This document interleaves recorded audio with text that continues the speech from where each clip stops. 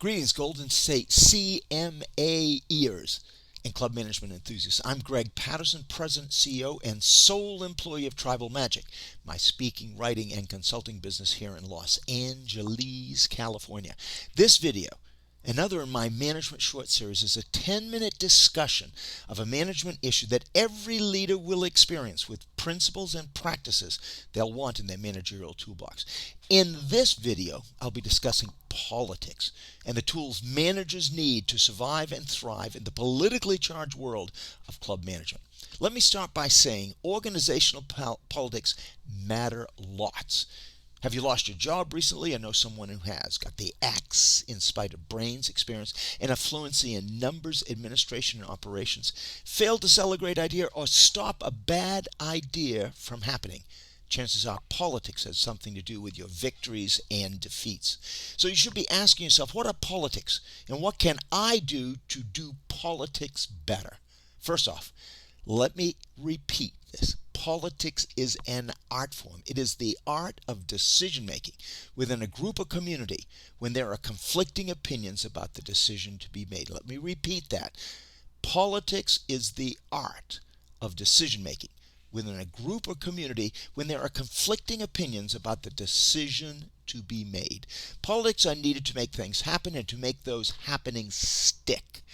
Dictators don't need politics. Dictators say, others do. No debate, no dissent, do or get chopped. But few boards and few managers are dictators.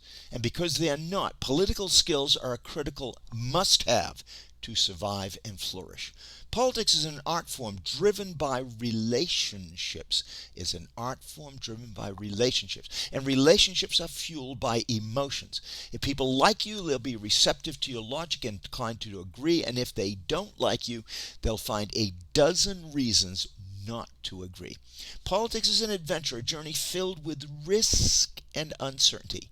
Those who survive and thrive in the political jungle do so because they fill their political toolbox with the behaviors needed to make good politics happen. Consider the political tools I'm about to discuss, and after you've heard them, do your own political tools audit. First of all, job one, do your homework. Know your wants and why you want those wants. Politics are always goal-oriented, and every encounter has a goal. Generating goodwill, getting support for a policy or project. Know your goals. Know your compromise positions. Have a spectrum of acceptable, big, medium, and little compromises. Know which one to pursue and with whom and when. Know who you'll need to meet. Target people and arrange encounters with the deciders, the influence of the alpha dogs and the queen bees. You've got to know their wants. Identify what the other side wants, why those things matter. Know the questions they'll ask, the facts they'll use, and the arguments they'll deliver. Have issues awareness. Prepare to answer their questions. Create a fact list, a frequently asked questions list. Ponder, envision the encounter, and practice your answers. Document and inventory questions, facts, insights, and ideas in advance of the encounter. Create a readily accessible and properly cataloged idea bank for future reference. Second, prepare your personality. Show like and be likable. People will listen if they like you and if they know you like them. No like, no listen. Release your like and signal you care. Be authentic. Don't be what you're not. Others will know when you are and when you're not being authentic. Look right. People are receptive to people who look right for the place they're at, doing what they are doing with whom they're doing it. Dress, posture, grooming matter. Looking right matters. Be interesting. People listen to interesting people. Boring shuts down the brain and roadblocks the message. Read more, travel more, write more, and meet more interesting people. Be interesting. Be entertaining. Good ideas and compelling logic can be boring. Brains turn off and ideas aren't absorbed. Good ideas sink in when they're delivered in an entertaining way using enthusiasm, body language, and emphasis. Be entertaining. Be curious. People like people who ask them questions and stimulate conversation. Come prepared to ask and to listen. Be endlessly curious about them and the issues that concern them. Master storytelling. People remember the story. And through the story, they understand the concept. Master the story and the telling of the story. Signaling. Body language matters. Know what signals open up and shut down the doors of receptivity. The doors of receptivity. Know their signals and the message they're delivering. Master signaling, reading and delivering signals. Step 3, do the encounter right. Ha, you're prepared. Now the encounter arrives. Warm yourself up first. Before the encounter, get energized and release your big happy. Review your stuff. Take a walk. Sing to yourself. Take a shower. Talk to the barista. Drink caffeine. Get preheated. Warm them up when you encounter. Master the fluff conversation to get them talking, laughing, and feeling good. Small talk is a must-do. Small talk is a must-do before big talk happens. Preheat them. Master good conversation. Be focused on them. Look them in the eyes. Ask questions. Nod your head. Listen artfully. Expand on their answers. This is critical. Expand on their answers, and then ask another question. Good conversation is good politics. Be respectful. People know when you value them and their ideas. You may disagree, but do it respectfully. Respect encourages receptivity. Communicate with clarity. Keep your messaging clear and simple, easy to understand and easy to remember.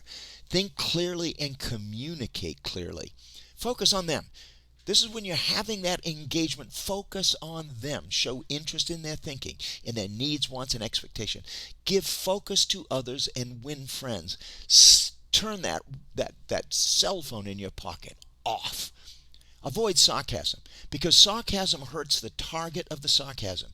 You laugh, they don't. Win friends and avoid sarcasm. Acknowledge their life moments. Remember and salute birthdays, weddings, anniversaries, deaths. Be joyous, sympathetic, or comforting as needed. Acknowledge their life moments, because life moments matter lots.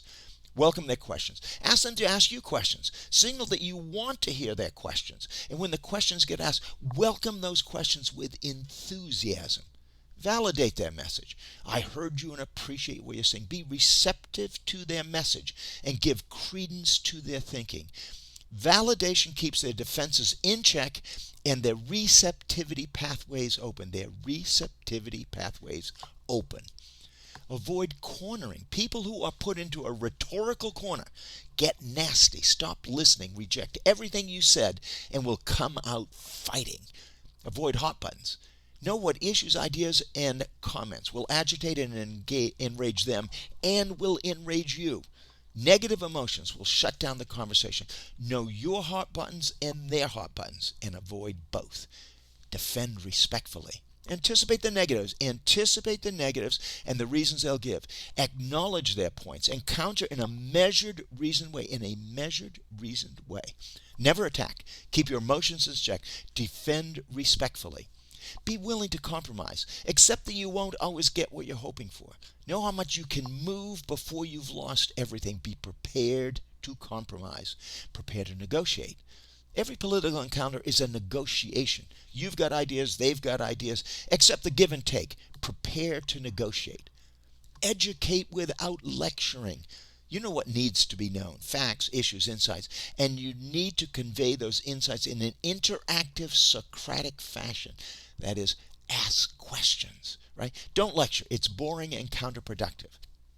Guide the discussion with advice and insight. Act like a mentor.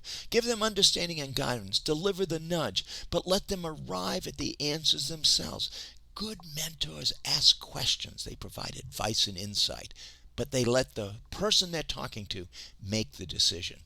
Be balanced. Extremes offend and turn people off. Offensive emotions inhabit the extremes. Extremes offend, so stay balanced. Acknowledge the strength of the opposition's position. Let them know that there's value in their position. Let them know you appreciate what they're saying, and what they're saying is important. Give them credit. Praise the things they've done or said that deserve a salute and a well-done slap on the back. Keep your emotions in check. Don't lose your temper. because temper leads to intemperate sayings, anticipating the worst, so that when it arrives, it won't bruise you so badly. Exhibit cool passion. People hear the message when the message is delivered with enthusiasm and conviction. Enthusiasm is good. Too much enthusiasm is bad. Stay cool and be focused. Disagree without denigration. People will bite if you take away their dignity and their status. Don't humiliate them during your political journey. Avoid denigrating what others have said or done, because people remember when they and their ideas have been diminished or dismissed. Signal receptivity. Develop body language and facial expressions that let them know you've got it. Know your signals and deliver the message with the right signals at the right moment. Exude confidence without arrogance. People want to see that you're quietly confident without being pushy and arrogant. Confidence attracts and arrogance repels. And give thanks for the conversation, for the ideas, for their receptivity to your thinking. And ending thanks leaves good memories. So be gracious loser and a gracious winner. When losing, acknowledge the victor. And when winning, be humble. Win or lose, accept the decision graciously. Leave no scars. Keep this in mind. Leave no scars. Bruises are remembered when the encountering is done. Scars are negative reminders and need to be avoided. And lastly, be patient. Patient. Politics ain't quick. Agreement grows slowly. Cultivate and show patience. Step 4. Post-encounter must-dos. You've survived the encounter. Time to ponder. What did you do right? What did you do wrong? Break your mirror, see things differently. Talk to your mentors, get honest feedback. Document and inventory those insights. Send those people an email, write a note, or give a call to those you've encountered. Restate your thinking graciously. Acknowledge their thinking graciously and strengthen your case. Burn no bridges. Focus on post-decision healing to ensure that wounds are repaired and bombs get buried, right? And prime yourself for the next encounter. So keep pushing. Politics are a fact of life, a necessary part of the manager's journey. Group decisions need to be made. Those who decide will disagree. Managers who are armed with a political toolbox can make things happen and survive the process. Prepare for the covenant's adventure. Get political, fill the toolbox, and enjoy the journey. Ha ha ha ha.